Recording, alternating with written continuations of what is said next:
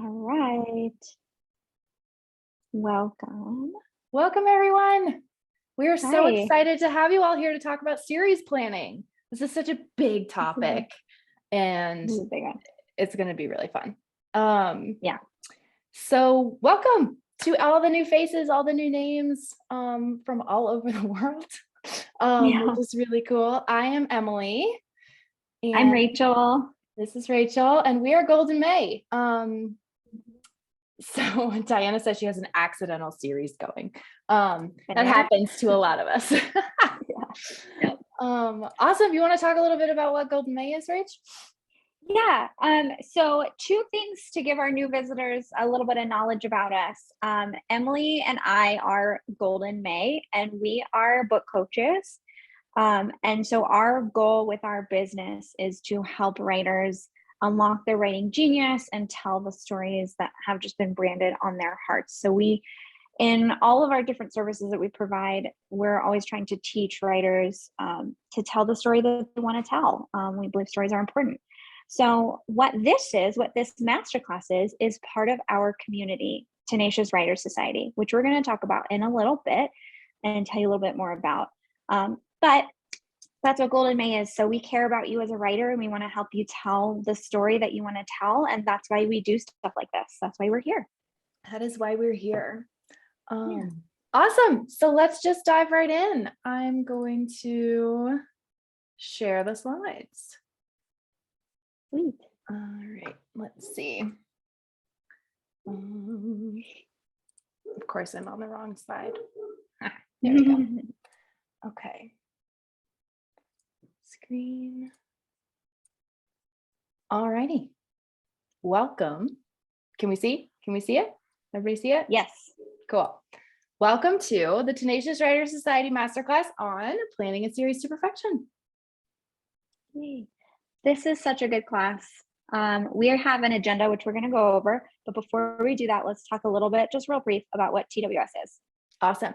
So Tenacious Writers Society is an online community for nerdy writers who want to level up their skills, connect with other writers, find critique partnerships that really benefit them. If you are in TWS, if you're one of our members, do a shout out in the chat right now.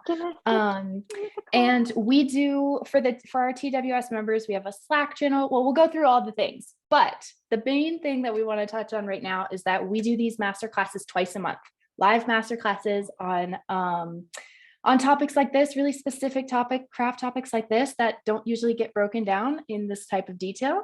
And it's super fun. So you get to have a little snapshot into what it's like to be in our community tonight. Yeah. Yay. Awesome. Perfect. We have a couple more people coming in. So welcome, everybody. We're just doing a brief overview of why we're here in this masterclass, what this masterclass is, and then we'll jump right into content. Awesome. So some more details about TWS. We are the writer friends who are the fellowship to your Frodo. We will help you get to the, through the end of the quest that is your book. And we are also the answer to every writing challenge you will ever face. So what that means is if you are feeling awful about writing, you can come talk to the writer friends in Slack who are literally at your fingertips on your computer or your phone and vent to us because we get it. The only folks who can understand the uniqueness of writing are other writers. So we have a Slack group in which you can come and chat with us about whatever's on your mind. We have, if your perfectionism or imposter syndrome or any of those mental challenges are flaring up, you can come to one of our monthly open coaching calls with Rachel and I, where we will walk you through whatever your current challenge is, whether it's mental, craft, routine, whatever it is that's in your way, we'll talk you through it. If you're not sure how to tackle a specific writing craft topic, we have an hour-long masterclass for that. We have an archive of over 20 or almost 20 hour-long masterclasses on very specific topics that you can peruse and go through based on whatever your writing craft challenge is. You want to take the next few, Rachel? Yeah, and we choose those topics based off our members' submissions. So this one today is a great example. We have like 5 people suggest that we do a masterclass on planning a series. So here we are. we also have, if you have any questions throughout the week, we do a weekly QA in Slack where you can post your question and then we pop in and we answer it. And then writing has ups just as much as it has downs. So we all celebrate with one another. We have a whole channel about celebrating wins, and we also support each other through the good times just as much as the rough times. And speaking of the rough times, if you ever find yourself struggling, that's what we're here for. We can hop in and a write-in together. We do twice monthly write-ins where we just kind of write together. Those have been really helpful for me to make sure that I show up to the page. And then if you're looking for feedback or you want to work with a writing group or a critique group, a critique partnership, we help support you in that. So we help pair writers together to find either a one-on-one critique partnership or a small writing group. And we give you a feedback training as well as a prereq for that to make sure that everybody knows how to participate in the most effective ways in a writing partnership. Yeah, it's really a one-stop shop for everything that will help you improve your craft, your confidence as a writer, build your community with other writers. It's really awesome. It's only $40 a month, and you can come and go as you need to. And so you can try it out. Come hang out with us for a month, see how it goes, get access to the archive, peruse everything, and we'll rope you in, and we promise that you will love it and never leave. So I'm going to pop the link in the chat in case you want to learn more. And if you have any questions about TWS, please feel free to put them in the chat, and we will try to touch on them before we get out of here today. Perfect. All right. Ready to go? Now we move. I'm ready. Let's do it. We have so much content. Yeah, we do. Perfect. Okay. So here's our agenda. We're going to start off with kind of a discussion around why we love series, because it plays into the steps that we're going to be talking about today. The first thing that we do is work on that cohesive message and how to build that, how to develop that. Then we start looking about like, how would you want to plan your arcs by book? How do you develop world building consistency and purpose? And then how are you going to take all these ideas and plan multiple stories at once? And if you're a plotter or a pantser, what does that look like without your brain exploding? And then we're going to give you some like tips and tricks at the end to help you get through the process of this. There's a lot, and we've broken it down into very manageable chunks. So if you're feeling overwhelmed, this will absolutely help you. And then those tips and tricks will help you make sure you stay organized. Yes, absolutely. All So some class expectations. Welcome everybody who is new. We always record these classes and we stick them in the Tenacious Writer Society Masterclass archive within 24 hours, and they live there forever. So like I said before, if you join TWS or if you're in TWS, you'll be able to find the recording for this in there. We're also going to send the recording out tomorrow in email just until Thursday for our whole email list to make sure that everybody has a chance to view the whole thing. So we're going to do a presentation because this one is so meaty and relatively longer of a topic. We are going to take questions as we go. So if you have questions pertaining to anything that you're seeing on the screen or planning a series, please pop them in the chat, and we will make sure that we answer them in the appropriate order and the appropriate place. So please jump into the chat. That's where you can post all of your questions, any thoughts that you have, any breakthroughs that you're going through, pop them in there, and we would love to chat with you. Rachel's going to be monitoring that for us tonight. And then we will, for folks who are in TWS or join TWS after tonight, we'll have follow-up discussion and questions in the Slack channel specific to this masterclass. And we'll have actionable next steps and some activities for you at the end. Awesome. All right, let's dive in. Why let's do you dive love series? This is a question. So I'm posing this question to everybody. So pop in. Why do you love reading a series? Why are series so awesome? So I'd love, as we're going through this next section, for you to share your thoughts. Tell me why you love them. And then I'm going to tell you why they're great. There are some very specific threads that we're going to probably start to see. Yeah, if you're here learning about how to plan a series, you probably love reading them. So let us know why. Okay, so Janine said, I get to spend lots of time with my favorite characters and worlds, room for a more complex and expansive storyline. Birgit said, cool world, characters want to latch on to. Vicky said, we fell in love with characters. And Diana said, you already know the heroine, the writer, and it's familiar. Leanne said, see characters again as they develop past their story. That one, I love that. Gita, the scope, the world building, and the complexity. Ben said, spend time with multiple books. Yes. These are all your guys are going to see. Yep, this is right. Exploring the depth of worlds we don't want to leave. Absolutely, Sarah. Yeah. And Gigi said, I love to explore characters' lives in the world in which they live in. Me too. Totally. Laurel, I want to spend more time in a specific world with characters I love, or I trust the writer to give me something amazing every time. Example, Grace Raven. Yeah, that's such a good one. Once I am totally that reader that, like, if I love a series that an author has written, I'm going to read every other book that they have. Then I love going back and rereading them and really getting to appreciate stuff you missed. I just did that with one of the examples that we have. Yes, absolutely. Yes. Perfect. Okay. Awesome. Why don't we go to our next? Keep posting them in if you have them, and let's go to our next. So here is a very good reason. Multi-part stories allow us to remain in those worlds. So many of you said that, and it gives us more time to process those experiences outside of our own. We love the characters, we love the world, we get to process what happens, and we just get to extend that period.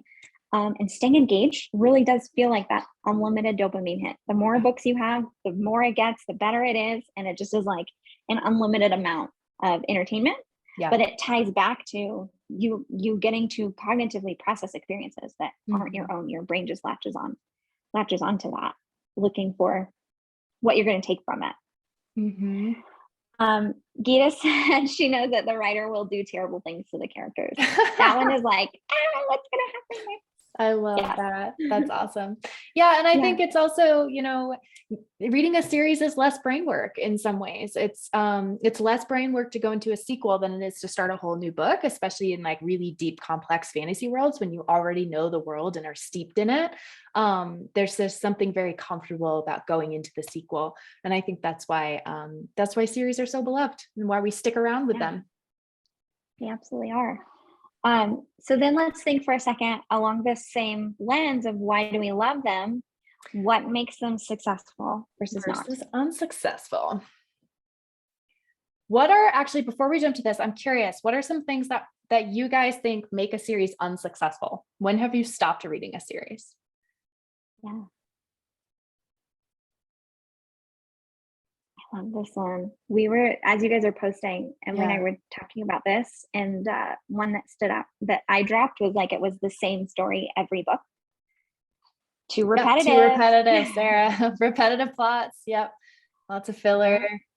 Got boring, or frame of suspended belief. And they never change. Out of character. Yep.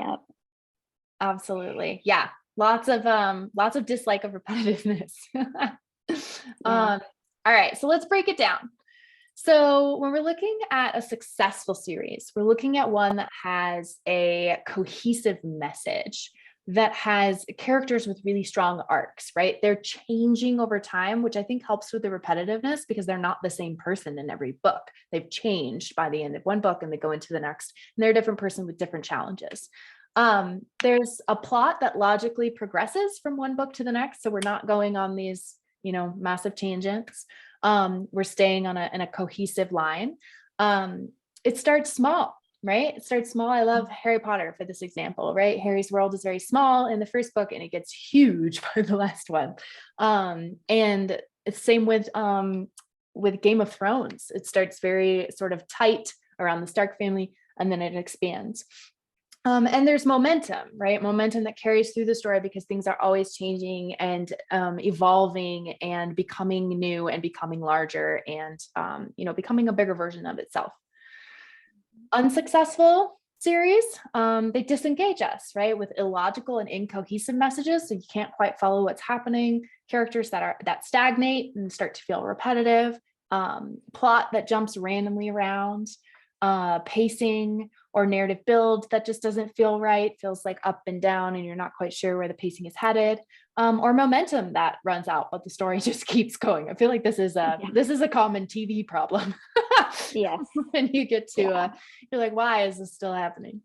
So what else? Did we get anything interesting in the Yeah, top? Leanne said story just keeps going to sell more in the series rather than because it called for it. Yeah. I think there's like a story integrity there that and this is for sure in TV series, but you'll see it in books too, of like, it just keeps getting dragged out just for the purpose of dragging it out.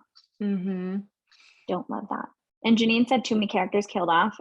Premise changes too much. Yeah, absolutely. All right. Cool. Okay. So we talked for a second about like what it takes to make a successful series and an unsuccessful series. And those things are what we will begin to start planning. But if you're like me and you maybe are not a massive plotter, you may be thinking like, but how do I do this if I don't love plotting? You don't have to be a massive plotter to make this work. What you need instead, let's show our little sliding scale. What you really need in order to plan a series is a balance of knowledge, tools, and awareness. So you don't need every single thing planned to a T unless you want it that way. If you're a plotter and that makes your little plotter heart soar, go for it. If you're a pantser and you really struggle with plotting, you can still plan a really effective and kick-ass series. It's totally possible. With that knowledge, the tools, and awareness, you will understand like how story works. Diana, I'm a pantser too. And then when you understand like how these things play together, how story works, and your brain is able to start meshing these concepts together, and that's what we're going to be talking about today, your ability to pull off that series just like skyrockets. So what I want you guys to take away from this is it doesn't matter where you fall. You can find the version of plotting or the version of planning ahead. I'm going to call it planning ahead. You can find the version of planning ahead that works for your brain and still make a really awesome book out of it. Series, multiple books. Absolutely. Yeah. So as we go through these next steps, you get to decide how high level you want to be if you're more pantser, and how really in the weeds you want to be, and detail oriented you want to be if you're a plotter. And if you're a planter like Leanne and Laurel, you're going to find that right middle. That's going to be great. Yeah, we've got details for you too. Planters. Yeah. Awesome. Okay.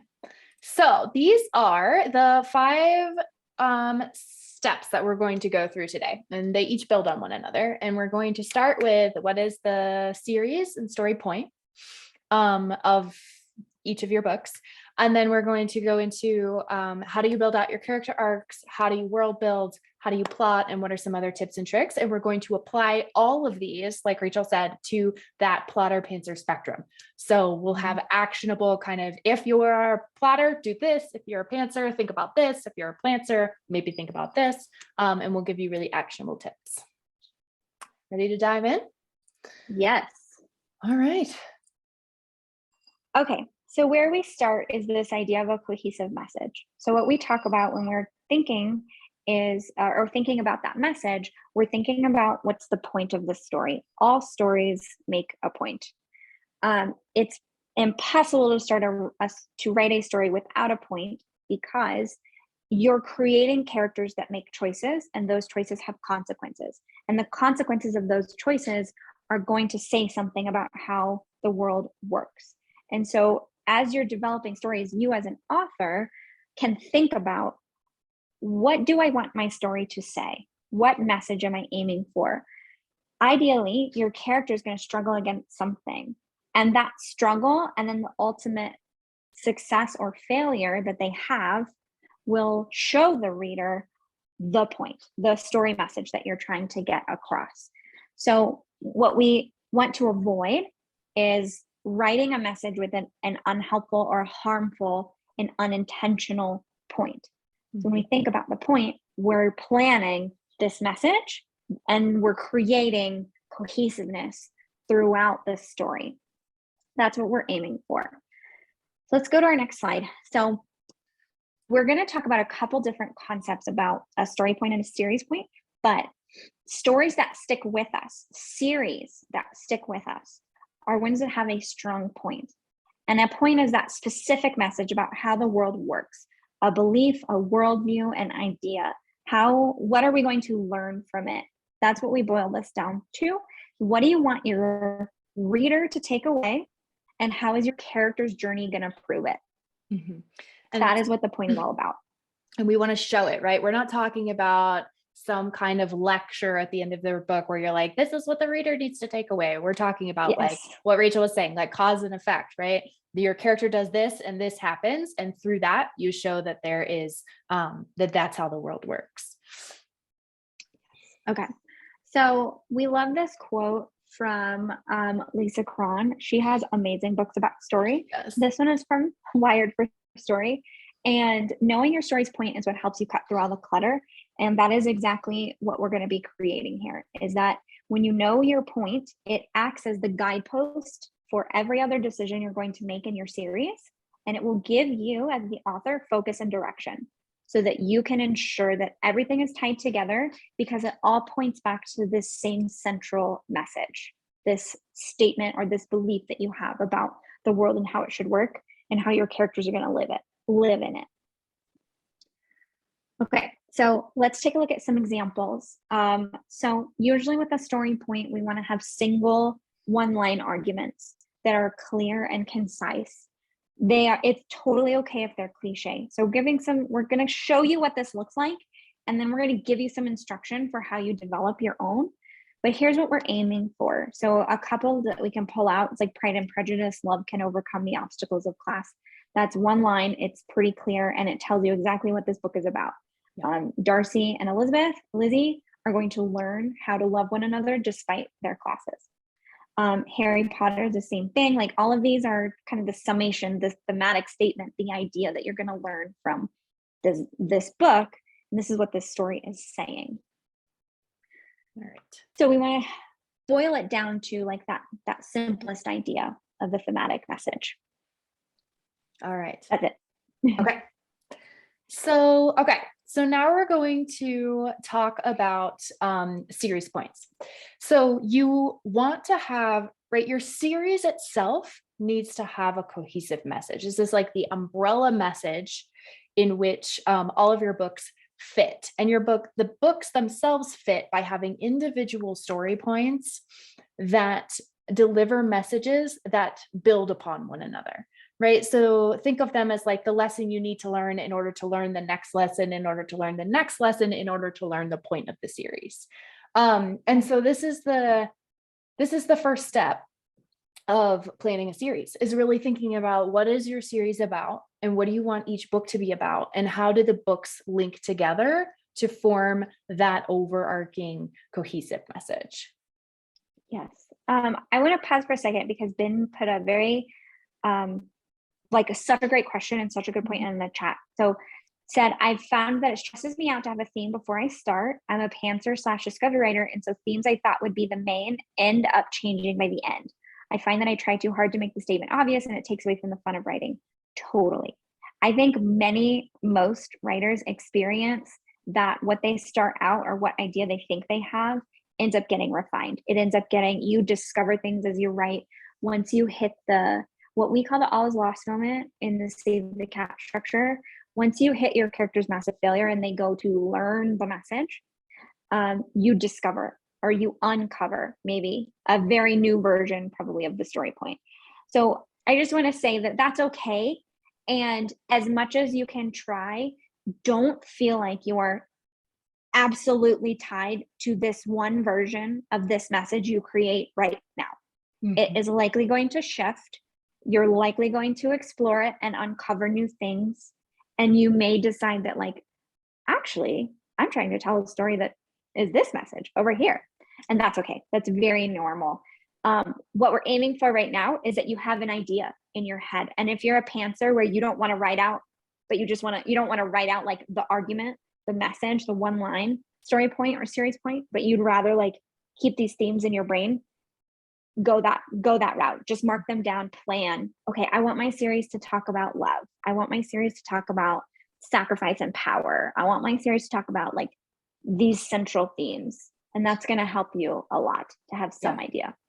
Yeah, for sure. And always, once you reach the end of your draft and you figure out what you're trying to say, and then you go to revise, right? That's when you can start to think about, okay, how am I going to take, since this is my message for the first book, how am I going to bring that into the second one, the third one? What are the themes I'm exploring, and how is that going to lead to an overall series point? Like, you are allowed to explore your way into these answers. Yeah. All right. Gita said my story shifted so much from what I first started with. Scary but fun. Yeah. Yes, it does. It's part of the process. Yeah. So again, your series point, the overarching message or takeaway your series will convey to your readers. The story points are the individual messages or takeaways from each single book in the series. So in a series, you want to have a series point as well as story points for each book. And each individual story point will build upon one another to ultimately teach the character or reader the series point. So this ultimately is what creates that cohesive message. It's what makes your series feel really cohesive. And so we're going to look at a couple examples. Okay. So this is an example that we made up, but we're going to show you some real life examples. But for example, if each book in your series has one of these series or story points, like injustice is prevalent in society and we must recognize it, and then book 2 is about recognizing injustice isn't enough, I must take action to make change, and book 3 is about fighting against injustice even if no one stands with me, then you form a series point of it's one's individual responsibility to stand up for injustice. What we're aiming for here is if A plus B plus C then equals D. That's basically what you're going for. A plus B plus C equals D.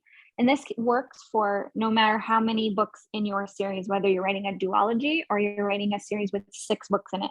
You just want to make sure that they all are trying to form, or they all tie together to create this umbrella message, this series point that's the main takeaway. All right, so let's dive into Harry Potter, because I think this is such a great example. There's so many books in this series. There are, right? There's so many books, but they all are very intentional in the messages that they take away, and who they have to make Harry become in order to do what he needs to do in the final battle in Deathly Hallows. So let's look at, I'm just gonna read them in order, and then we're gonna talk about how they work together to build up to the series point.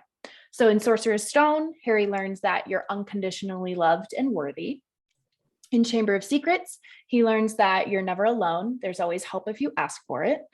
In Prisoner of Azkaban, he learns that loving requires the courage to seek the whole truth. In Goblet of Fire, he learns that evil grows in the shadows when you're not paying attention. In Order of the Phoenix, he learns that distrusting one another endangers those we love. In Half-Blood Prince, he learns that to achieve your goals, you must believe in yourself. And then in the Deathly Hallows, he finally learns that protecting those you love requires a willingness to sacrifice. And so that journey of all of those lessons brings him to the point where he finally learns that it's better to die for those you love than live a life without loving. So I'm going to take us, that's a lot. So I'm going to take us to the next slide where I kind of summarize it a little bit more. So first, right, in book 1, Harry has to learn that he's loved. He's spent his whole life thinking that he's unworthy of love, that he's never going to find love because he lives in a very unloving household. But in this book, he learns that he is loved, and unconditionally. He just is. In the Chamber of Secrets, he finally learns how to lean on other people, to lean on the people that he loves. In Prisoner of Azkaban, he learns that love is complex, that it's not simple. The world isn't straightforward. It's not made up of good and bad, that things aren't always what they seem. And then in book 4, he starts to finally learn about the threats to the people that he loves. And then from there, now that he's learned about the threats and he's starting to engage in them and he wants to protect the people that he loves, he has to learn some more lessons, right, about how to protect those people. And so he has to learn how to trust the people that he loves and that he's working with. And he has to learn how to trust himself. He has to learn how to believe in himself to make the choices, to do the right thing, to protect the people he loves. And then finally, in Deathly Hallows, he learns that protecting those he loves is going to require a willingness to sacrifice on his part. And so you can see how the Harry in book 1 is not a Harry who's going to be able to walk into the forest and willingly sacrifice himself in order to save the world and everybody that he loves that's in it, right? So we have to go through all of these lessons to build him into that person. And so this is what we're going for when we are talking about, A plus B, except in this situation, it's A plus B plus C plus D plus B, all the way down to the serious point. So if you have any questions about this, pop them in the chat. Yeah. All right. So it's that build. It's that thought ahead of time that I'm going to be talking about these themes, this idea, this takeaway, this message, because when we get to our next section, this is how you're going to be building everything. So we can go to, okay, so Janine says, yeah, is it okay for your protagonist to have some setbacks, encounter, or a negative arc in book 3 of 6? Yes. We are going to talk a lot about that. Yes. Yeah. So Janine, we're going to talk about character arcs a lot, but I just want to touch on, since Harry's up right now, Harry has positive arcs in books 1, 2, and 3. He has a flat arc in book 4 where the world changes around him, but he doesn't change that much. And then in books 5 and 6, he has negative arcs. And in book 7, he has a positive one. So, and when I say negative, I mean tragic. He learns stuff because he fails pretty miserably. So yes, it is definitely okay. And we will talk about that more in a little bit. Yeah. Awesome. Okay. So as you're thinking through this our goal, remember, is that cohesive message, because that gives our series focus and direction. So think about how you can tie each individual book together and how those messages can boil down into your story point and what themes you're going to be talking about, the ideas of those. So we have some like prompts here for you to think about. Create your series and your story points. That's your step 1 of planning your series, is create your series and story points. So here are some questions. Why are you writing it? Why do you care? Leading towards, what do you want your reader to learn? Who is your ideal reader, and what do you want them to take away? What journey of change is your character about to go on, and what are they about to learn? Like Emily just said, we're going to be talking about arcs a lot in the next section. And then what are you trying to prove, or what do you want to prove through your series?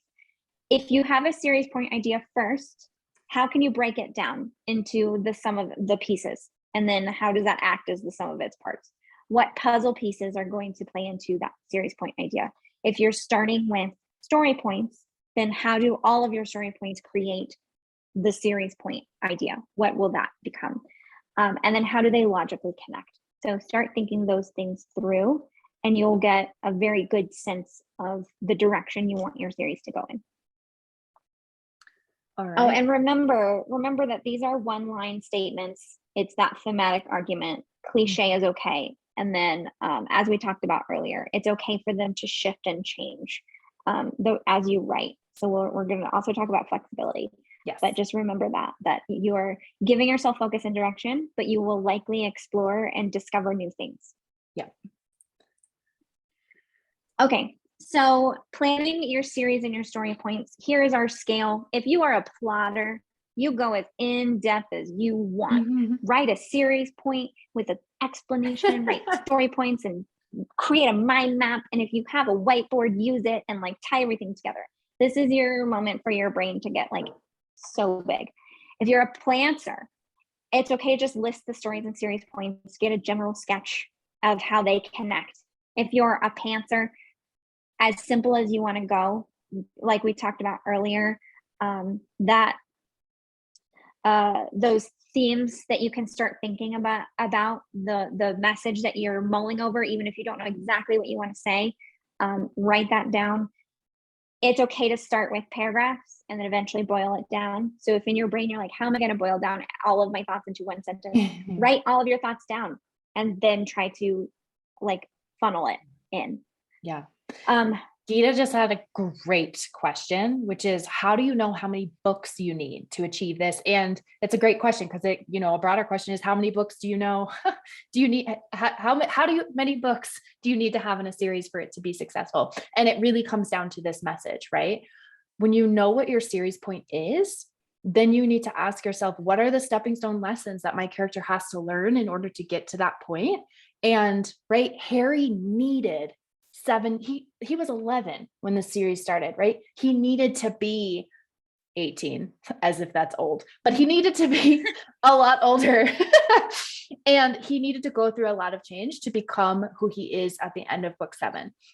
And so, a lot of times it's in that that trilogy shape, because there's the initial lesson, there's a transition lesson, and then there's the final lesson. But feel out what your series needs based on what lessons your character needs to go through. Yeah. And another thing too is like, if you decide or you have a goal, I want to write 4 books. Can you make your series point? Can you break it down into 4 messages? Yeah. If you can, awesome. If you are like, oh my gosh, I really feel like this would be too, listen to that. And if you're like, holy cow, is this a 6-book series? Explore it. Yeah. It's okay. Explore it. Yeah. Okay, so awesome. We're going to pop in. We have a guide called Unearth Your Story Point, which has more exercises. It goes really in depth into helping you figure this out. So we are going to pop it in here for you guys for free. So make sure you grab it now, because it's not going to be in the email tomorrow. And it is right there in the chat for you. Grab it before it disappears. Grab it. Hurry. Okay. All right. So to wrap up, these concepts of story points and series points, we talk about this in so many of our masterclasses. Our story nerds that are current members of the community know this. And we have so many other follow-up resources. If this is brand new to you and you want to learn more about it, we have tons of resources in our oh gosh,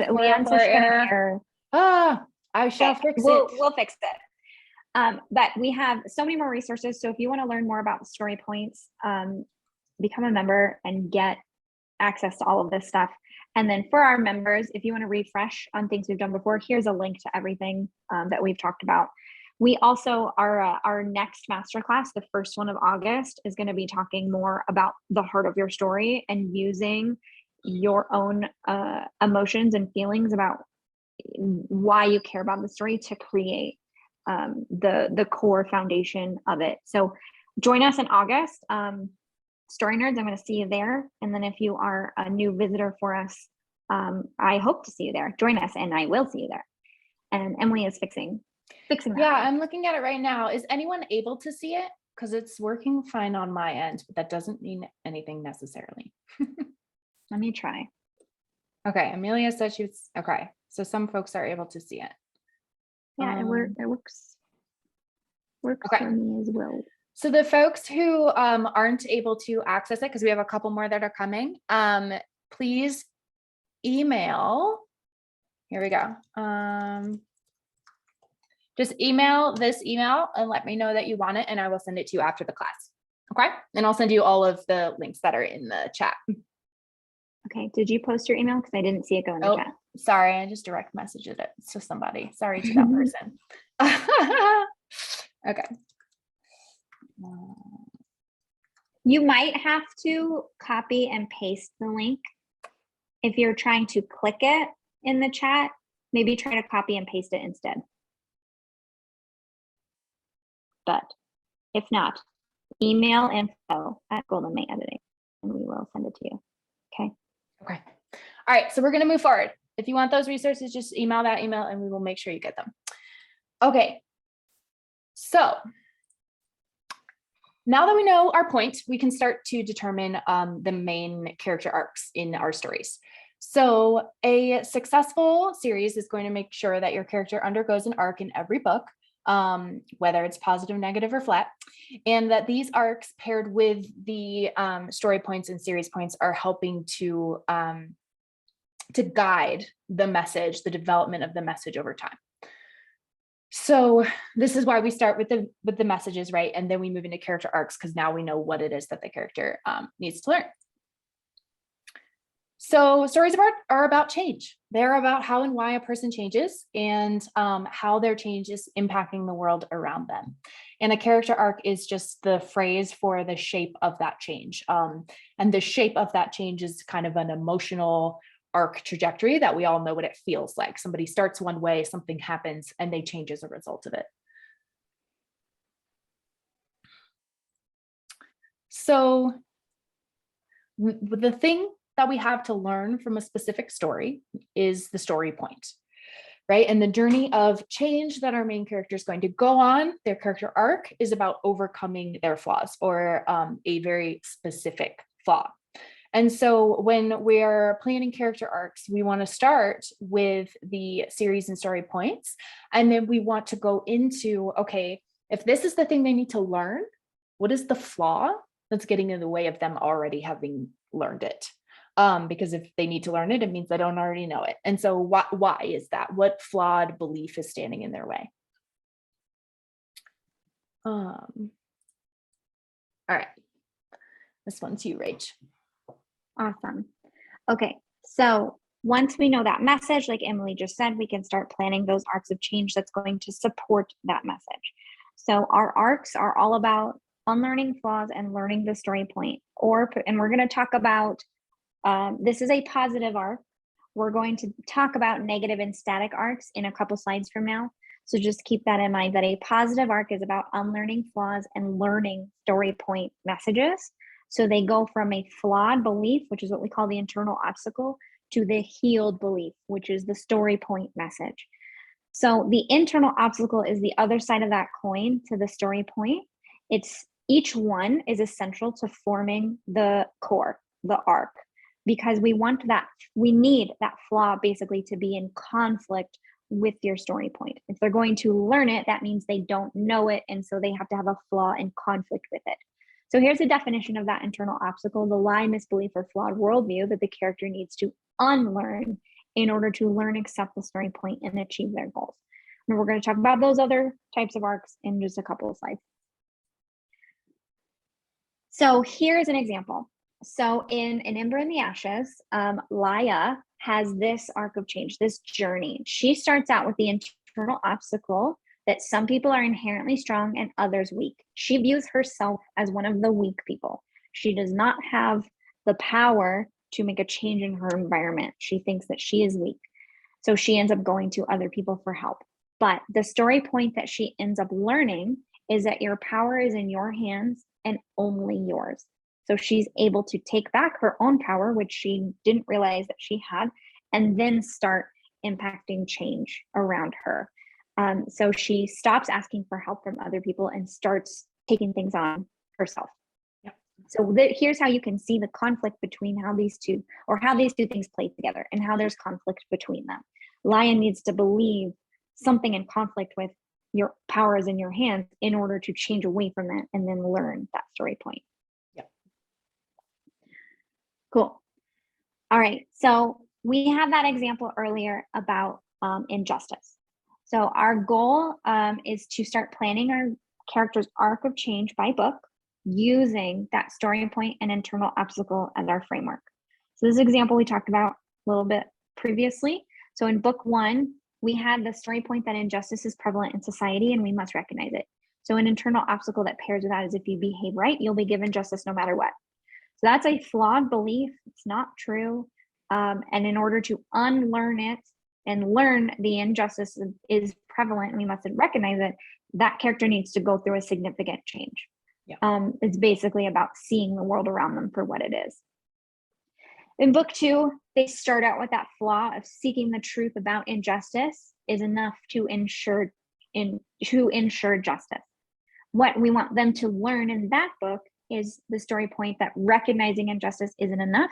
I must take action to make change. And then when you get to book 3, we have an internal obstacle that everyone needs to be on board for justice to prevail, with a story point message of that's not true. I must actually fight against injustice, even if no one stands with me. So you can see how you have this pairing of here's my flaw. It's in conflict with this message. And so my character is going to turn away from it and learn this other thing. And they build on one another until by the time you get to the end of this series, the character is a completely different person than they were in book 1. They do not have the same flaws. They are able to stand up against injustice by themselves and fight for what they believe is right. This is a clear path of change, and it took 6 sentences. So we can start to map out what our character is going to be learning and undergoing and how they will change. Make sense? Cool. And remember, the series point of that one was about standing up to injustice. Yep. Awesome. So when you're planning the arcs of each book, you want to make sure that you understand, first of all, what flaws are holding your main character back. And specifically, we're talking about that flawed belief, that belief that's getting in their way of that they need to unlearn in order to learn the story point. And then you want to know how it pairs with the story point message. How are those two things in conflict? How is one in the way of learning the other? And so some questions that you can ask yourself are, what do they need to unlearn in order to learn and improve the story point? What flaw is preventing them from achieving their goals? Because that's what's going to force them to change, is the fact that this flaw is in the way of them getting what they want. And once they finally realize that, then they will finally change. And what belief do they need to overcome by the end of their journey of change, for each book as well as for the series itself? And how is this belief, lie, or flaw in conflict with your story point? How is it blocking them from seeing that truth that you want them to see? All right, let's break down another example. Okay, so here's an example from the Poppy War series, which is a trilogy.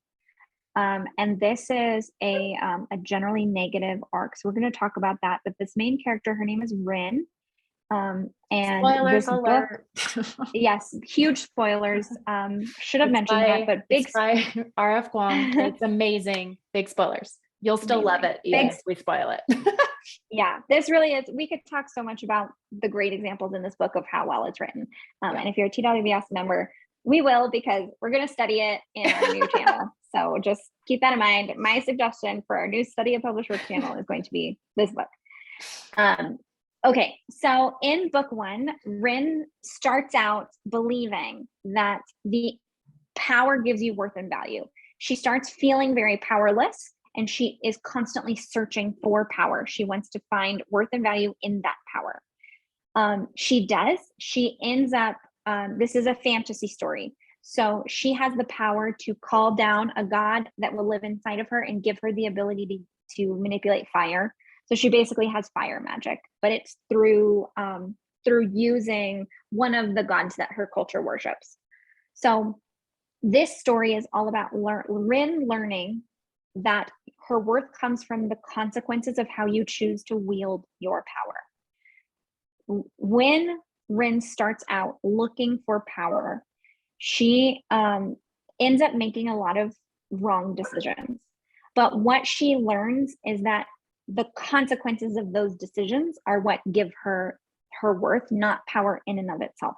It's how she chooses to wield it. And spoiler alert, she does not wield it well. She ends up committing mass genocide. Her culture is at war with another culture, their countries. Her country is at war with another country, and she uses her power to completely destroy that other country. Yeah. And I'm not just saying that as like, oh, she destroys it. By the way. Yes, thank you. Yes, story. there are lots of content warnings in this as far as violence. So if this is difficult for you, feel free to mute us or turn us off for a minute and then come back in a couple of minutes. But she uses her power to wipe this other nation off the face of the earth. And as she's doing that, she is learning that she is going to take on the consequences of this, and that it's worth it to do it anyway. And she chooses to do it anyway. So the important part here is that she makes the conscious choice to make this decision. And then own it. But she goes into book 2 after that, believing that she has won the war, but feeling this intense guilt for killing millions of people. However, she completely shuts herself down from feeling that guilt, and instead believing that if someone else gives the orders, it's not her fault. she's not responsible for those consequences. She was responsible for that one choice, but she's going to try to avoid it as much as she can, because she's going to look for someone else to give her orders this time instead of making her own decisions. She doesn't trust herself anymore. She does not trust herself, and she is looking for a way to bury that guilt. She still has to use her power because she's still at war, but she does not want to feel the guilt from it anymore. Now, the lesson she learns at the end of this book, her arc is all about coming back to owning her decisions. Owning her decisions give her her power and her autonomy back. During this arc, by following someone else's orders, she ends up losing her power and her autonomy because someone else is telling her what to do. So she learns that she has to own her decisions, basically for better or for worse, at the end of this book. Then the Rin that ends book 2 and begins book 3 is immensely powerful. She has learned how to call down her god. She has learned how to use her magic, and she has been an active and willing participant in this war that is extremely violent and detrimental to both sides, to both these countries. So when she starts book 3, she's in a power high. She is she believes that morality no longer applies to her. Morality applies to the ends, the goal that she has, and not the means. So she's using her power because she intensely believes that if she could just end the war, everything will be okay. If she can just end all future wars, everything will be okay. But she completely loses sight of that morality still applies. Your singular decisions still make a difference. She makes a lot of really bad decisions that hurt a lot of people. She's trying to save her country. She ends up ruining it. So the story points that she learns by the end of this book is that a single sacrificial decision can change the course of history. So she goes from not believing at all about that she applies to any morality to having to learn that her individual decision can make a difference, and the ends do not justify the means. Yeah. All of these books talk about and play with these themes and ultimately point to this idea that war is a cycle that never ends. The world building, which we're going to talk about in a little bit, and Rin's journey itself, she is a willing and active participant in this cycle until the very end, when she decides to take herself out of the equation. And we'll show you another picture of her arc in a couple slides. But again, big spoiler, she decides to take her own life because her power has become too much and she has ruined her country. So she's going to make a sacrifice that allows the rest of her people to survive. And that changes the course of history. So let's put a pin in it for right there, and we'll talk more in her arc, but you can see how each internal obstacle and story point builds on one another. And Rin experiences a tragic arc in each book until the very end, when she finally makes the right decision. The power gets to her head and it just continues to grow. And it's a cautionary tale. It's a warning that war never ends and nobody benefits, and the innocents are the people that suffer. Yeah. And before we move on, I just want to note, like Rachel was saying, she has a negative arc in every book. And what that means is she learns her lessons way too late. And so there's still a message in the fact that she made a choice and there were negative consequences. She made a bad choice and there were negative consequences to that. And that delivers a message just as effectively as making the right choice and having positive consequences out of that. So just keep that in mind as you're putting your internal obstacles and story points together and starting to think through your character arcs, is like how you want that to work out. Yeah, it's about the consequences of their actions and what those consequences mean. Yeah. And that's how you deliver these messages. Okay. So when we know what the story point lesson that we want the character to take away, and we know the internal obstacle belief that's in their way, then we can start to flesh out some of the big pillars of their change. And so when a character is on an arc of change, right? Humans change because of the consequences of our actions, right? When we lose out on something or hurt someone or otherwise experience negative consequences ourselves as a result of our bad choices, then we start to open our eyes to ourselves needing to change. So as your character is making internal obstacle belief fueled decisions, wrong, bad decisions, then you're going to give those decisions negative consequences. Maybe not right in the moment, but at least sometime later in the story, they're going to snowball to a point at which, and this is about 75% through the story, it's often called the all is lost moment, where they lose everything. They fail so badly that they're forced to face themselves. And they're forced to start to look at themselves in a positive arc. In a negative arc, they might not. Rin is really bad at that in the Poppy War. Yeah. But in most of the Harry Potter books, Harry gets to a point where he realizes he needs to change. And so they then will go into act 3 of the story, into the end of the story, knowing and having learned the story point and making better decisions that finally get them to achieve their goals and succeed. And so this structure of a character arc can be as detailed or as vague as you want it to be. And so start thinking through this stuff, and it's going to bleed into plotting, and we'll talk about plotting a little bit later. But for now, it's important to start thinking about what are the bad decisions that they're making, what are the negative consequences of those decisions about 75% through the story that force them to look at themselves, and then how do they come out of the story successful because they learned the story point lesson. So let's look at a visual. So this is our shape of a character arc visual, and we have a whole, it's actually the lead magnet on our pop-up on our website right now, that you can download this for free, but we have a shape of character arcs guide that breaks this down. And then we also have a whole masterclass on this, on just an entire masterclass on this graphic for an hour in the TWS archive. It's a really, really good class. So if you want to dig deeper into this, go there. But essentially the idea is your character believes their internal obstacle. They make a massive, big flawed decision, which is usually a plan of action based on their internal obstacle. And then that plan fails massively because it was flawed. And that finally forces them to change, learn the story point, and succeed. So for those who can get this, here is the shape of character arcs guide link. Let me know if it's also giving you trouble. Okay, anything to add on this, Rachel, before we break Rin down? No, I think. All right, and if you have questions, put them in the chat. Yeah, this is the point where your brain is going to start being like, wait a second, what do I do with it? So just take some time, digest. Okay, for those getting the 404 link, if you go to our website, there's a pop-up, and this is the download you get from that pop-up. Okay, so let's talk about Rin's arc. So this is her arc in book 3, which is the last book in the series. So again, spoilers. But here's where she sets out. So by this point, if you remember, she is drunk on power. She has the ability to basically destroy everything in front of her with a wall of fire. She can do whatever she wants, and she feels like she can do whatever she wants.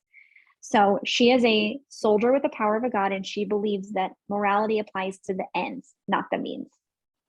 She begins this book, or she starts this book out wanting to conquer the rest of her country, which has been ravaged by wars, which has been torn apart by civil war, and is now just kind of like torn in 2 pieces. And so she's going to take the whole country. She has the power to do it, so why not?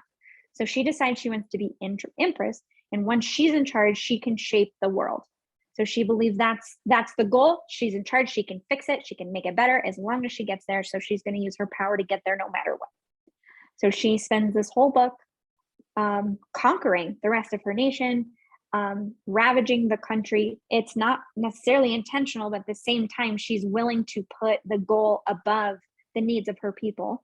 Mm-hmm. So when she finally conquers Nikan, the empire is in shambles, and she's counseled by her close-knit friends, her group of advisors, that in order to save the country, because they've been through famine, flood, there's no food, everybody's dying of sickness, it's torn apart by war. She's counseled that she needs to barter with the enemy in order to survive. She has to ask for help. She needs to get food so that they can all live.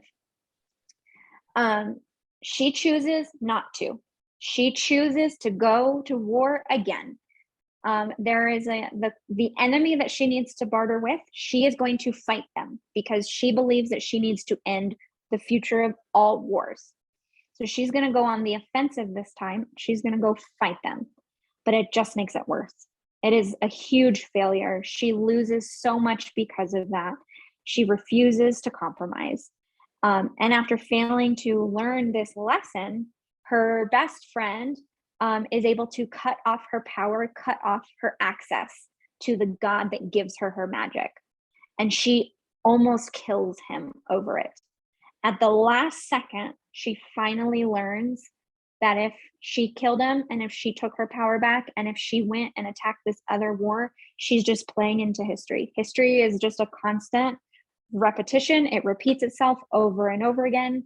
And the only thing that she can do is make a single sacrificial decision to change this course of history. She is a cog in the wheel, and she's going to take the cog out of the wheel. So she decides to sacrifice herself in order to save her people. And she passes the future, because the country is still at war, but she passes it off to someone who can finally fix it, who can barter, who has the respect of this other nation, and who can get what her country needs in order to survive. But the war is still not over.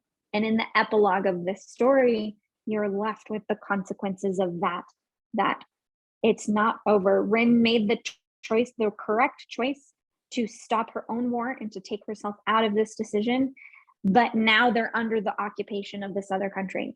And now they have to have another rebellion. And now they have to fight back.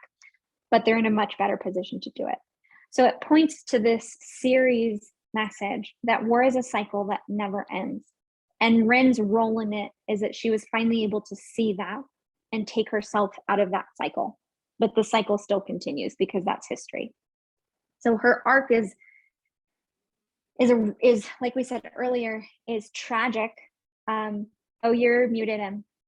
Sorry, the dogs next door were barking. It is very bleak, Amelia, but it's so good. It is. Amelia, we've talked before a little bit about internal processing, and what this book is a really good study of in backstory is the motivations that Rin has. Because if you take Rin at first value, and probably at a lot of what we're describing right now, she doesn't seem very likable. She seems like kind of a bad character. But this book is a really good masterwork example of how you can use backstory and motivations and internal goals to make your character understandable and likable, and you empathize with Rin even as she's doing all of this because you understand why she's doing it. So her arc is about that you don't journey. agree with her, but you understand her. Yeah. And you can see it from miles away that this is not going to end well, but Rin has to go on this journey anyway. And by the end, you learn that lesson that like war doesn't end, and that the people that get hurt the most are the innocent people, and that people in power have to make some sort of sacrifice in order to save the people that they're responsible for. There's a lot of really good messages in this book. And I think the bleakness helps show that war is bleak, and it definitely doesn't sugarcoat anything. Yeah. So you can see Rin is on a tragic arc here, right? She learns because she doesn't learn. Like she doesn't learn the lesson until the very, very, very last moment. Allah's last moment when her empire is in shambles, she does not learn from that. And she goes into yet another war, which finally prompts the negative consequences of her friend cutting off her power. And so, this is a way in which you can use this graph to show a negative arc, whereas in a positive arc, right, in this here in this failure, they would learn what they need to learn in order to succeed without backsliding in this this last piece. So cool. Well, we are at an hour and we're going to continue, but let's do a wiggle break. How's everybody feeling? Take a wiggle break. Any big mind breakthroughs, breakthroughs, any excitement about your series? Post them in the chat. I'm gonna drink some water. Yeah, and we can't see you on your video, but I expect that you're wiggling. I want to feel the wiggle vibes. Do a dance. Just work through some of this movement and tension, and then tell us if you're mulling anything over in your brains. Oh, good. I'm glad it's inspiring, Sylvia. Whew. Cool. Okay. Deep breaths. Abby says examples are really helpful. Good. I'm so glad, Abby. Yes, we did a lot of work for the examples. So, oh, Ben, you will not regret reading the Poppy War. It is so masterful. I don't know if I mentioned this. I did mention it's a fantasy, but it's an epic fantasy. So these are chunky books, but very good to read and to study. And to give ourselves another plug, we have a whole masterclass on how to study a published work. So this is a great one of get this book, read it, and then become a TWS member and watch that masterclass and then study it because it's a great example. Okay. Awesome. Okay, let's keep going. Whew. All right, so types of character arcs. So we talked about this a little bit before, but right, there are positive, negative, and static arcs. And so in a positive arc, your character fails massively at that all is lost moment, about 75% through the book. They learn from their mistakes, they learn the story point, and they prove their act of change in Act 3. In a negative arc, your character fails massively at that all is lost moment at the 75% mark, same as a positive arc. They might learn from their mistakes a little bit, but they're going to struggle to adopt the story point belief, and they're going to backslide at some moment. And so in our character arcs class, we break this down more. We have a couple character arcs classes. And their failure to achieve their goals is the negative consequences that delivers your story point in that structure.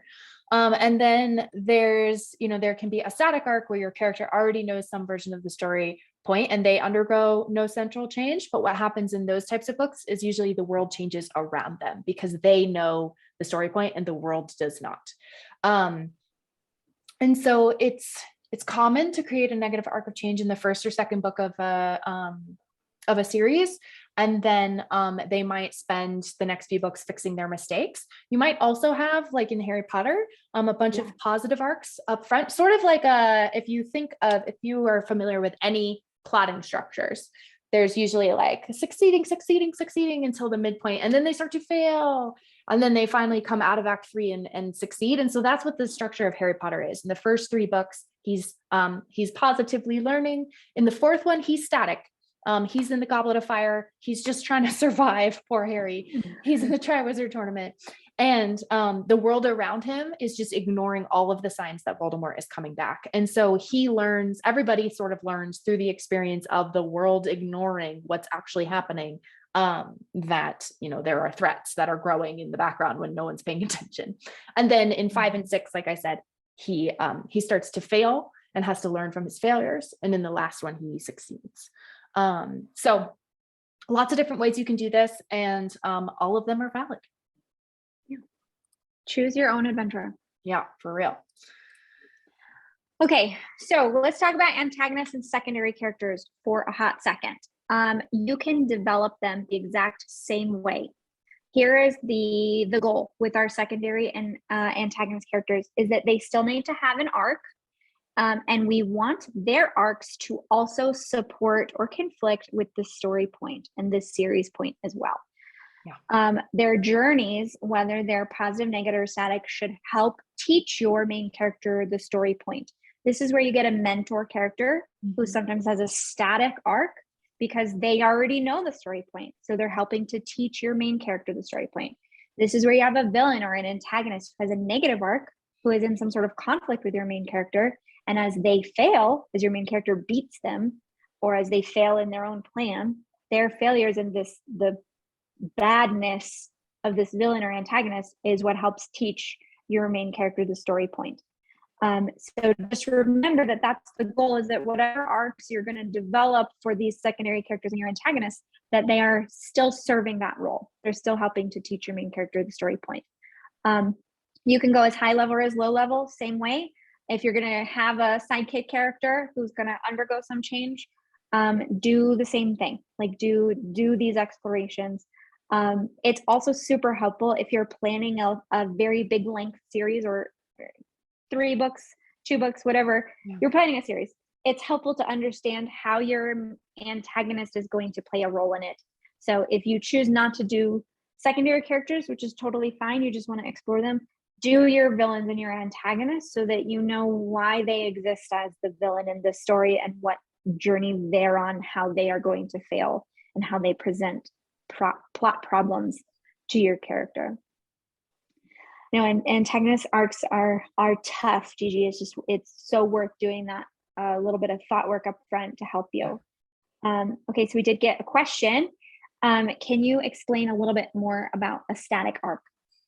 Yeah, so the static arc is, and like I said, we have other character arc lessons, so we're not going to go too in depth into some of this stuff, but the resources are there if you want them. But a static arc basically is your character already knows the story point, or some version of it, but the world doesn't, the people around them, the world around them don't believe it yet.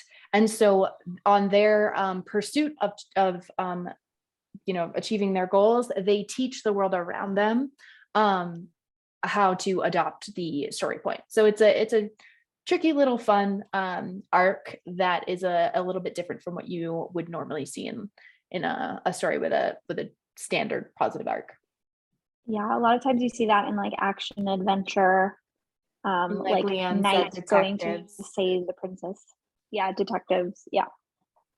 Okay, cool. So character arcs. So from the plotter to pantser spectrum, right? If you're a plotter, you might have an intense character profile with developed and drafted backstory, which we have classes on how to develop and write backstory. And you might really, really explore your character and where their internal obstacle comes from and how they're going to change through your book. If you're a plantser, you might have a developed character table, which is a term that TWS folks are going to be familiar with because it's the character tables are the outcome of our character development guides. But you might have a developed character table and a couple of sketch backstory scenes. If you are a pantser, you might just have a rough sketch for your character and or a character table for each book. There's different ways you can do this. So just kind of think, go to just your uncomfortable edge and don't push it too far. And just kind of trust your gut with that. Yeah. Anything to add there? No. All right. So again, some resources. We have tons of resources on character development. We love talking about it. We have our guides. We have our Character Arcs 101 Masterclass. We have Crafting Believable Change Through Character Arcs Masterclass with our wonderful guest, Lewis. We have our Morally Gray Characters Masterclass, which was really fun. And that's a good one for villains and antagonists. Mm-hmm. And then we're going to dive deep live in August into another Crafting Complex Characters Masterclass. So that's going to be not our next class, but the one after that. And so if you are interested in learning more in a live setting just like this, come join TWS. Yes, and the Crafting Believable Change Through Character Arcs goes into static arcs. We have a couple examples of Lewis, our guest host, went into some good examples of static arcs in there if you want to learn more. Sweet. Okay. So we know our points. We know our character arcs. Let's talk about our world. So the world our series inhabits can still be an active participant, a big player, just as much as any other character. And here's what we want to break down with it. When you're thinking world building, there are a lot of things that probably come to mind. And what I want, you guys to consider is consistency and involvement and purpose. Your world, whether you're developing speculative or contemporary fiction, it does not matter. Your world still should play a role in the story. We want to make sure world building is consistent. We're going to talk about that, but we want the world to play into our themes. We want the world to be relevant to our conflicts or our character arcs or the story point and the series point. The world should play a piece in it just as much as the characters do. This does not have to be in depth. You do not need to have a perfectly developed world with beautiful trees and awesome mountains. But what you want to think about is what the world's purpose is in the narrative, and then just keep track of the details in between the books. That's like baseline. So let's move on for just a second. Let's just move on. Your world should contribute and can contribute to the tension, states, plot, and overall growth of your character. The question you should ask yourself is, how is this world going to disrupt or support my character's goals and plans? We love those vivid worlds. We love how beautiful they feel when we're in depth into like a world. We want it to feel real, but we also want it to have a purpose. Here's what I mean by that, is that your world has likely very deeply influenced your character. Just like all of us, where we grew up, how we grew up, who taught us, who our parents were, who our parents weren't, what our cultural values were, what schools we went to, what friends we had, and then geographically where we live, all play a role in shaping us, informing us. And that should be the same thing with your character. It's not just the physical aspects, which are important. Your physical pieces of your world, your environmental pieces of your world can still create roadblocks or obstacles. Also, its cultures can interact and create tension and conflict. The political landscape can greatly impact what happens.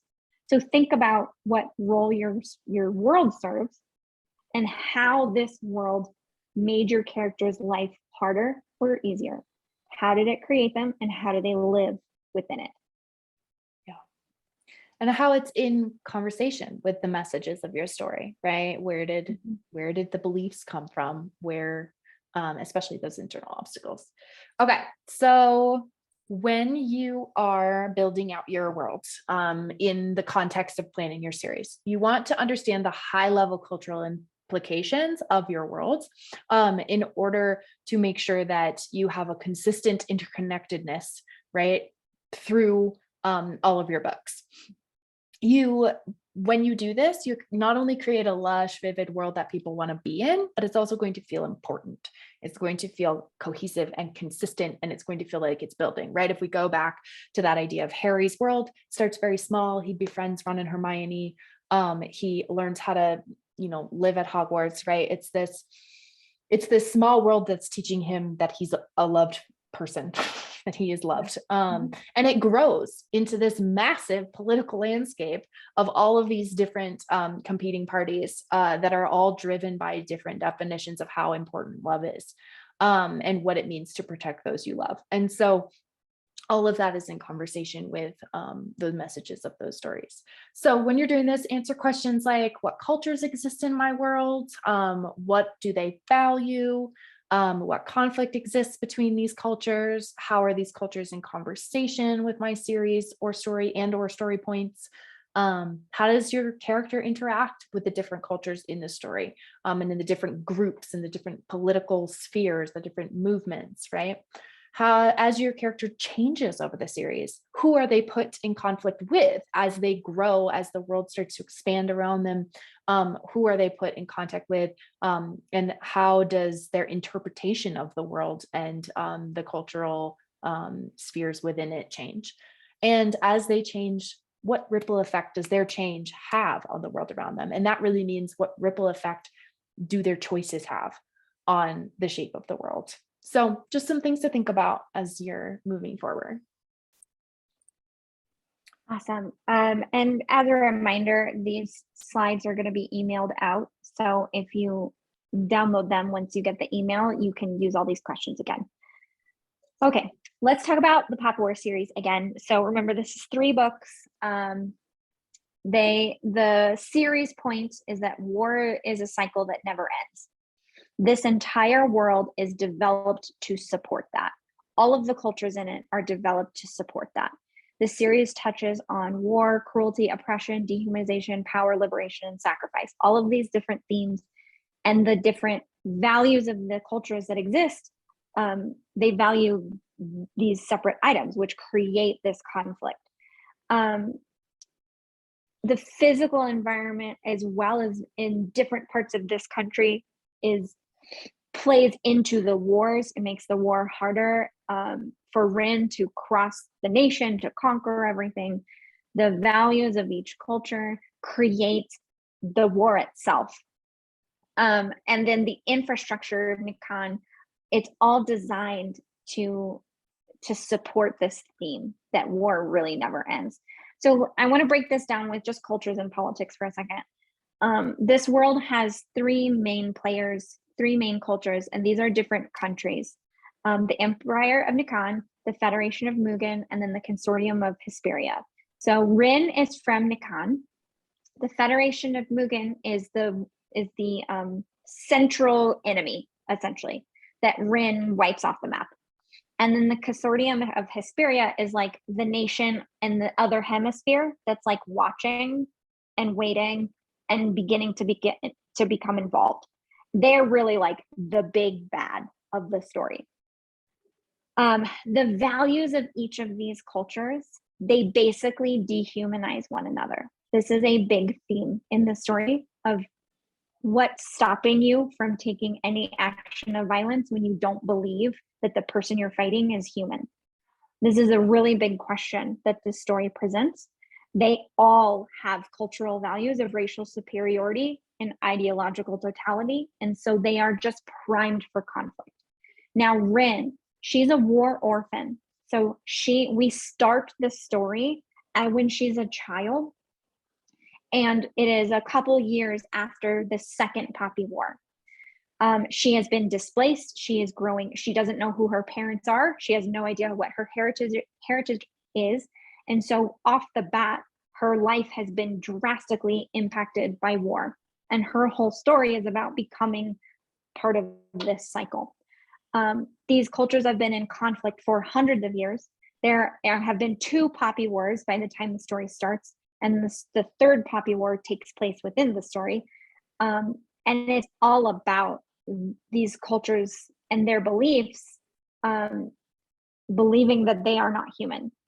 So there's literally a character who states it: when nations start to believe that other beliefs lead to damnation, violence is inevitable. So they basically said, well, we believe what's right and what you believe is wrong. And so that means that it's my job to take you out.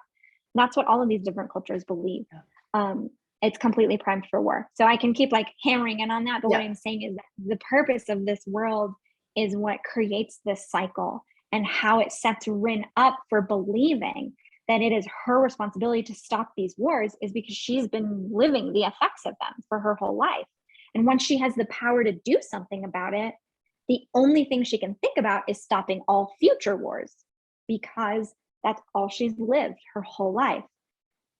But we learn, and Rin learns, that her power to stop all future wars doesn't justify the way that she gets there. She still makes bad decisions. It's so good. Anything you want to add on that? The only thing I would add is history is a big part of world building, right? Especially if you're doing something secondary. And so Rachel touched on it a little bit, but there is a history of just never ending cycles of wars, and people who were in positions like Rin is in at the end of the series, who make different types of decisions than she ends up making. And so that's the history literally illustrates this idea that war is a cycle, and it's just constantly repeating itself. And so think about your history and how your history has birthed the values of your, in your story that lead to the internal obstacle that your character holds. Okay. We have a whole class on world building. So yeah, we do. If you choose to read this, I would suggest to take notes about other things like physical environment, money, geography, community, all of these different pieces of world building, because they all play into it. This is just talking about the cultures and the politics of this world. But it's down to the puppet shows that Rin sees at a festival. They all have a purpose of why this is important and what it teaches Rin. Yeah. Okay, cool. So let's see. So world building, plotter to pantser, right? You can already kind of imagine we're going to give you lots of reign here to decide what works for you, because it's all valid.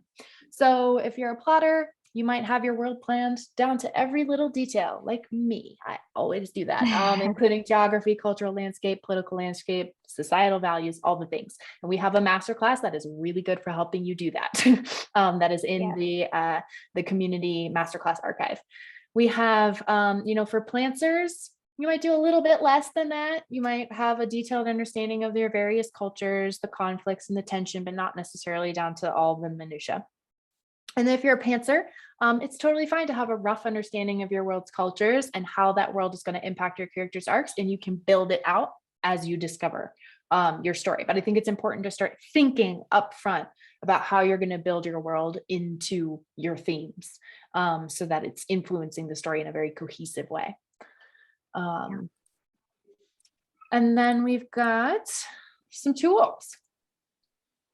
So take advantage of any and all organizational tools that can help you keep track of world building details. World building is something that develops as you write. Usually as you come, you might reach a situation where you need to talk about religion in a specific society and you haven't thought about that yet. And so as you build that out, you can add it into, you want to make sure it's organized. So you can use spreadsheets. That's what I do. There's Notion, there's softwares that are free or paid. You can have a notes doc, just to keep track of ideas, something to dump stuff into where you can find it later and search by keyword. You can use Scrivener, which is a great writing tool. I also know folks who use Ulysses. There's all kinds of stuff out there. Figure out what works for you. Don't overthink it. Just make sure you've got your stuff organized somewhere. Yeah, this is a good one of like, when I pants, a lot of times I have ideas of character arcs, but then I start drafting and I come up with these super cool world building ideas because that's what I love to do. I love to discover, and then I forget about them and I lose track. So this is like a really good way to, even if you're pantsing and all you do is like keep track of your ideas as you come up with them, you're like, oh, I just had this amazing idea for this tree, this grove of trees that does this cool thing.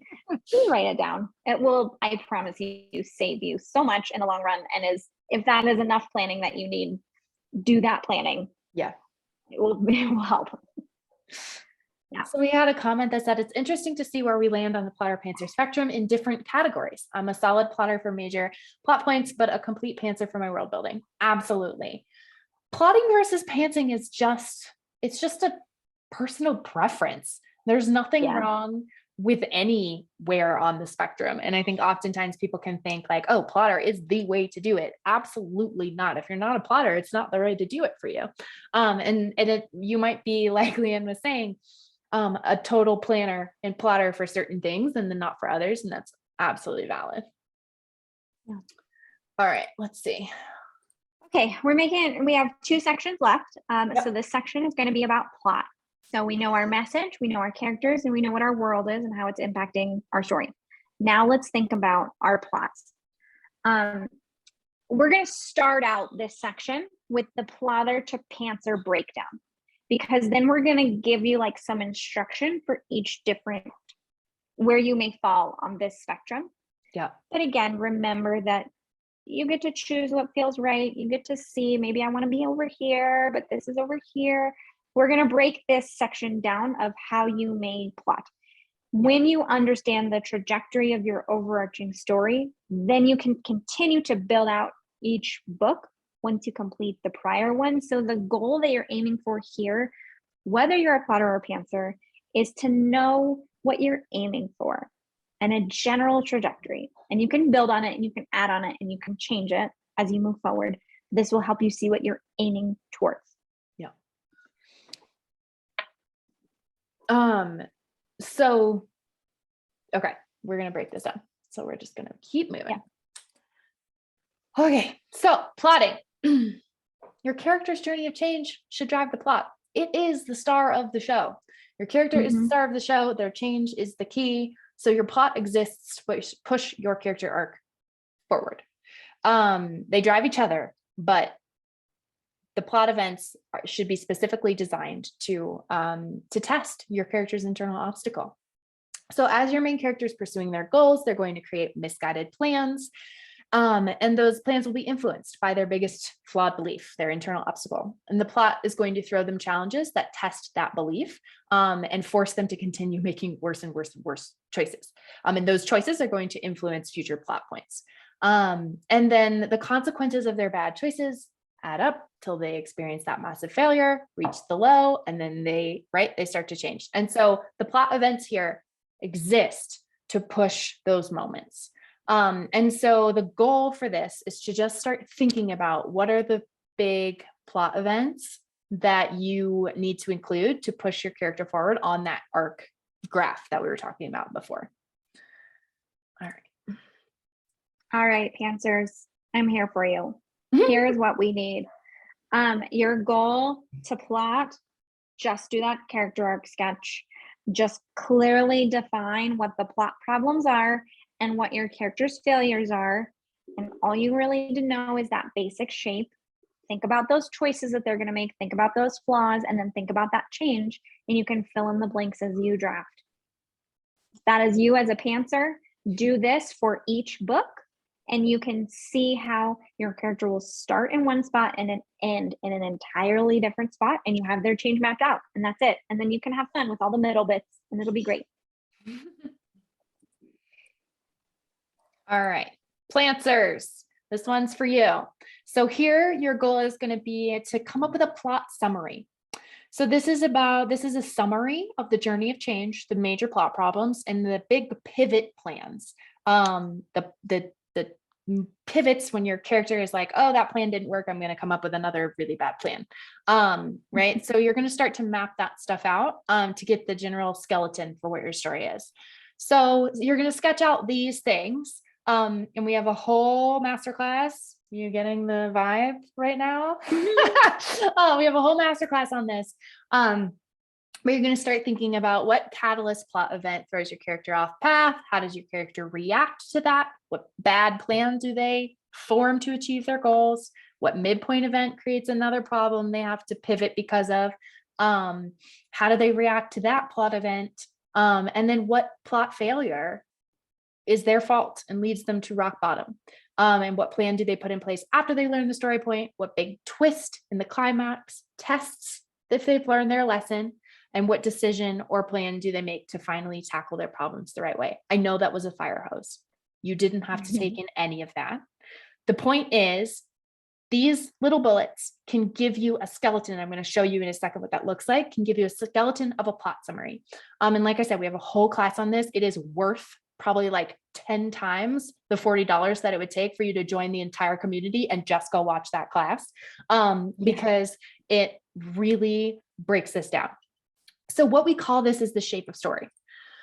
So the shape of story is the four-act structure that pulls your character through their arc of change. So in Act 1, they're a flawed character with a flawed belief, and they're thrown a major plot curveball. In Act 2A, they decide to face that obstacle head on with the wrong plan, and then that leads them into a midpoint failure, where they fail in some way and they have to pivot their plan again. So they have another bad plan, right? You see how they have all these bad plans that are influenced by their internal obstacle that push them to that all is lost moment of inescapable defeat.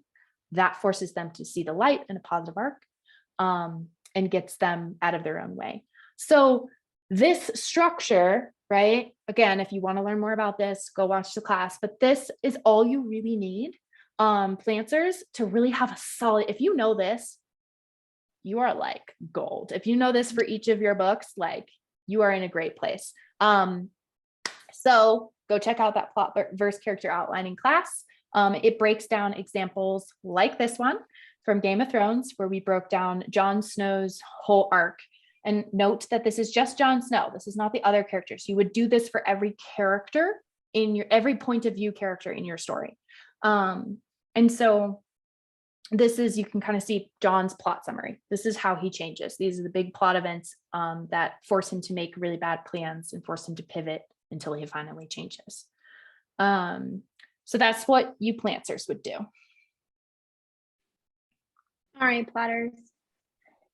Here's what we're aiming for. You guys want to go in depth. Your plotter heart loves it. So let's make beat sheets for each book in the series. So you're going to pick a story structure. We love Save the Cat, but you could pick anything that you want, and you're going to fill out that story structure. It's called beats in Save the Cat, and it may be called something else like plot points or pinch points or whatever it is in a different story structure. But the point is that you're going to fill it out for every book, and like the event and how it affects your main character's internal obstacle belief. Where are they at in their arc of change as they experience the midpoint? Are they ready to change? They shouldn't be, probably, until they get to all is lost. But they may be experiencing some questioning. So they're going to double down and like reinforce their beliefs. So as you are planning your plot points, also consider where are they at in their arc of change? What is their internal obstacle telling them? about the plot point that just happened. You can get as nitty gritty as you want here. You can go with scene by scene outline, which we do with our clients. We take them, our one-on-one book coaching clients. We take you all the way through a scene by scene outline, so you know exactly what happens. Or you can just stick with the beats and go one beat sheet per book. Yep. You could also do a scene by scene outline for book one and then do a beat sheet for the rest of them. And then as you get to your further books, you build out your plot and you get to know it a little bit more.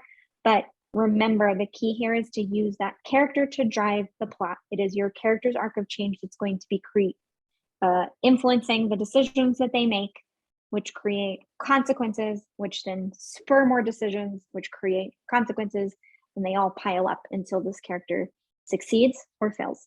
Yeah. So that's a great point too, that you can mix and match these. Like, I feel like it would be really common to find that for book one, you have a whole beat sheet. For book two, you have a summary.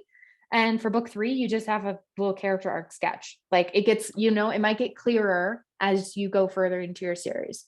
Just start to think about, you know, put down what comes to you and, you know, what is clear to you, and you will be great. Okay, here's a little brief, little visual of the Save the Cat structure. So this is Blake Snyder and then adapted by Save the Cat Writes a Novel with Jessica Brody. So this is acting off of these beats. We break them all down in plot versus character outlining. And if an online course is more your jam, we also have a whole outlining course called From Story Idea to Cohesive Outline that breaks down every single one of these beats and teaches you how to pair your character arc at the same time as your plot event. Yep. All right. I'm going to paste the link in there for you guys. Perfect. Okay. So here are some additional resources. So there's a bunch here. We also talk a lot about character development. We also talk a lot about plot and outlining and how those two things pair together. We have masterclasses and we have a download for our story nerds. We didn't mention this earlier, but for our current story nerds, all of these downloads that you see are in your resource library. So if you were looking earlier for the Unearth Your Story Point, or if you're looking earlier for the Shape of Character Arcs guide, and then now this one that's mentioned, How Story Works Act Breakdown, all of that is in the resource library, along with every other piece of downloadable content that we've ever made. It's all there for you. Okay. Whew. We've made it. Ta-da! We have the path laid out. Now it's time to execute. So here are some tips and tricks for doing so. So first of all, good organization is going to save you lots of time, energy, and stress. Organization can look all kinds of different ways. I think a lot of times we have it in our minds as this one thing.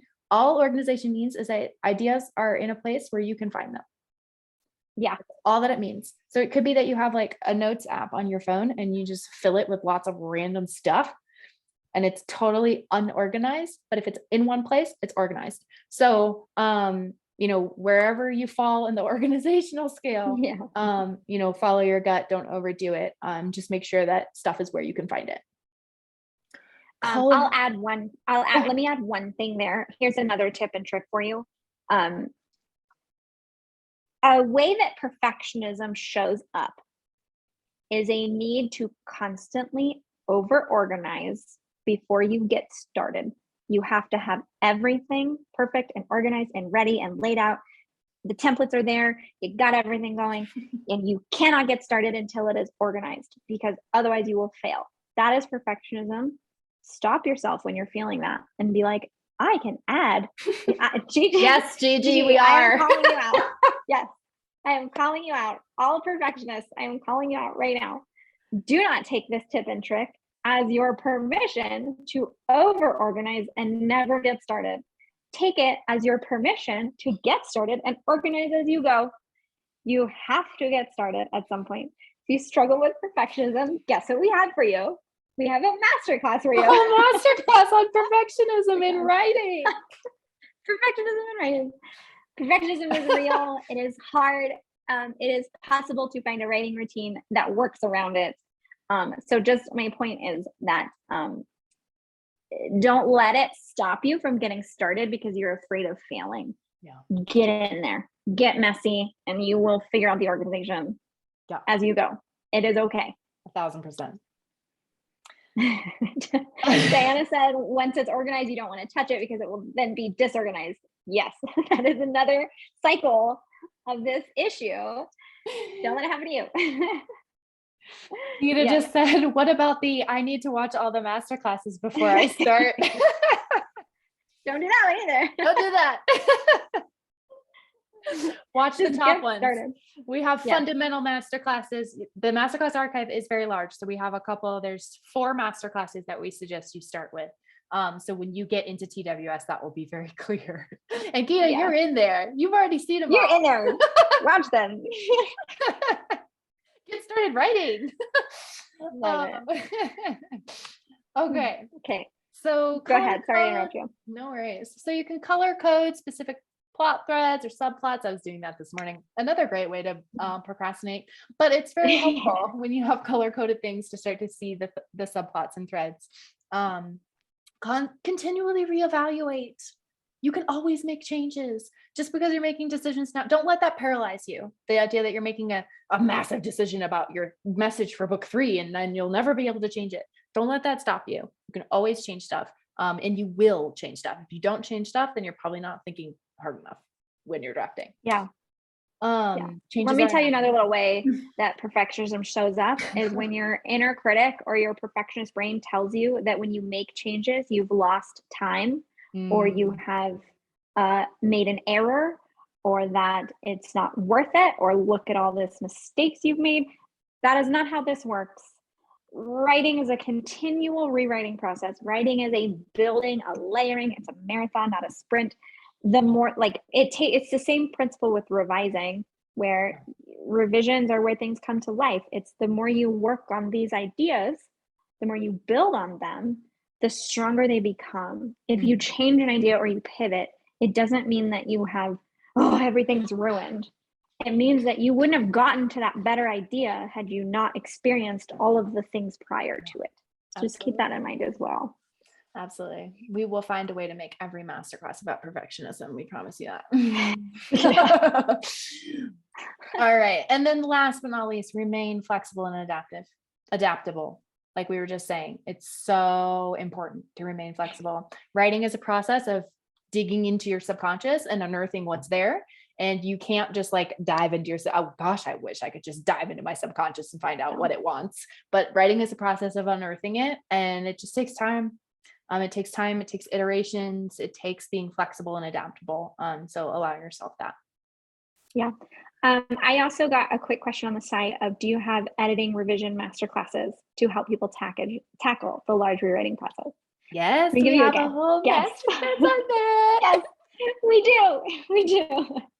They're all in there for the same $40. One-time monthly fee.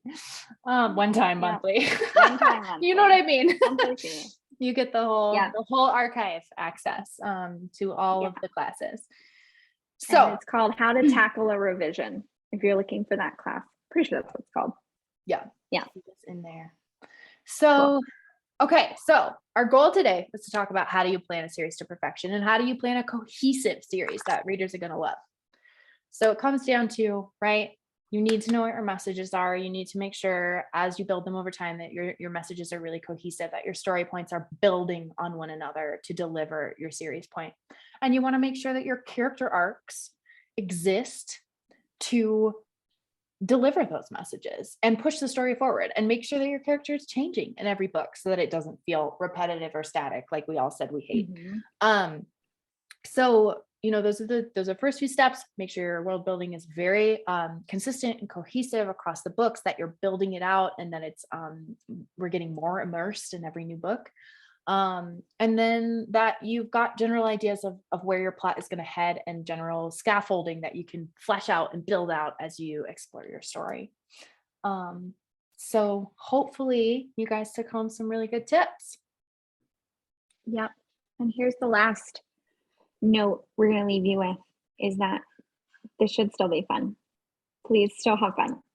It is so easy when you're planning a series or when you're writing any book to get lost in the weeds and to feel overwhelmed with the concepts and to hit this wall of, why am I doing this? This is too much work. Oh, this is not fun. Look at how much work I have to do.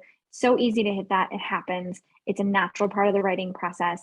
Just remember to pull yourself out, to have fun.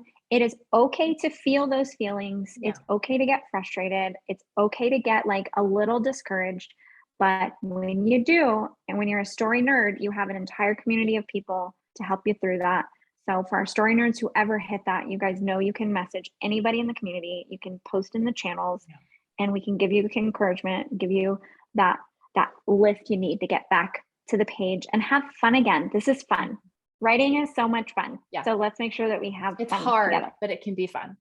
And Sylvia says it's nice to see so many people have the same struggles. Exactly. That is like the number one brain moment when you join Tenacious Writer Society, is just the recognition that you're not alone.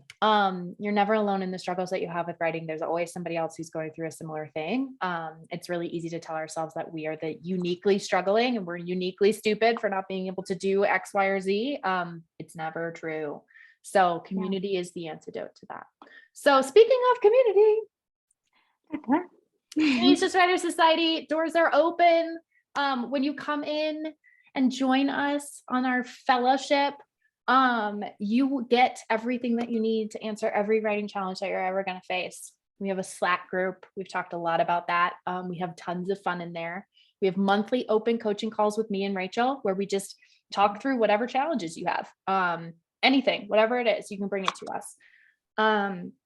We have 1 hour writing masterclasses 2 times a month. So they're live like this twice a month, and then they go into the archive, and we have a huge archive. It's nearing 20 classes.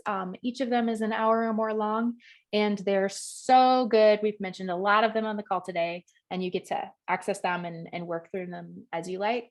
We have regular Zoom write-ins, and we sprint together to get words down. We have monthly Zoom water cooler hangouts where we just talk about, the writing process, writing life, different things that we're consuming, TV shows, movies, books. And we have small writing groups and critique partnerships that are built on a feedback training. We train you how to give feedback. We train you how to not only give feedback, but work in partnership with people in a way that is supportive and helpful and effective, and just super fun. And so those are such a big benefit of joining the community. So doors are open. Come join us. Come on in. I'll pop the link in the chat one more time in case folks want to check it out. But we love our Tenacious Writer Society community. It is the best. Yeah. Okay, what do we have next? Questions. Awesome. Okay, so questions. So Pandora posted a question and asked, when you're writing a series with different characters in each book, like in romances, like a dual POV, and or in a next book, it is a different set of characters. How does the series point apply to that? It's easy to see how story point 1 plus story point 2 equals series point when they're the same characters learning more about themselves, but harder to picture with different characters. That's a great question. And I think this can still be broken down to where you may have individual ideas that don't require this arc, like one person learning each thing to get to the second one.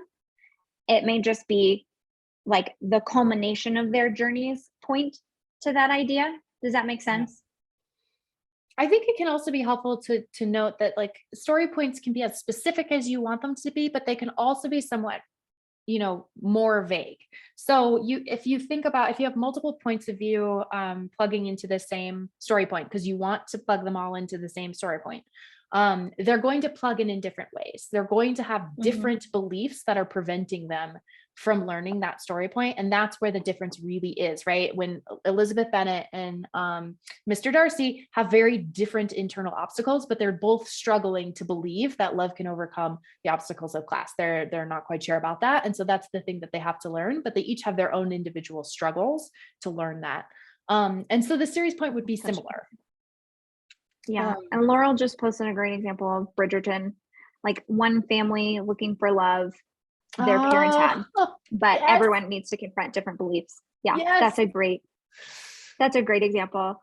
And I think too, that like when you're considering these different characters in each book, fall back on those story point messages, adding together, and maybe think a little outside the box about the internal obstacles, like the messages that these characters go on, like in Bridgerton. The journeys these characters go on, like in Bridgerton, they're all different beliefs, but they're all still learning something really important about love. Yeah, absolutely. Awesome. Okay, well, we see if any other questions come in. I'm just going to say our next class, for those who are in Tenacious Writer Society or want to join, our next live masterclass will be Monday, August 8th at 11 a.m. Eastern. It's going to be about starting with the heart. You want to tell us what that is, Rachel? Yeah, so what this means is creating the foundations of your story and who you're writing it for. And so when we say start with the heart, we're talking about like, why is this story important to you? Exploring that, and how this story is going to drastically impact your ideal reader, and exploring that, and then culminating in developing a story point that fits what's very important to you. So often when we write stories, they grip our hearts for a reason, and we don't let go of them because we care about these characters for a reason. Like, we love them. We want to tell a story. We don't just like, there's a reason we put ourselves through all this writing suffering. It's because we care about it. So it's about exploring why you care about it, and how to use those thoughts and feelings and emotions to create the heart of your story, the core of it, the foundation. Yeah. So Jessica just asked, do you have replays of these sessions? The next session will be live while we're in Australia. So Jessica, yes. So this session, just to be super clear, this next class is going to be just for Tenacious Writer Society members. These classes, we opened this one to the public so y'all could join us and see what it's like.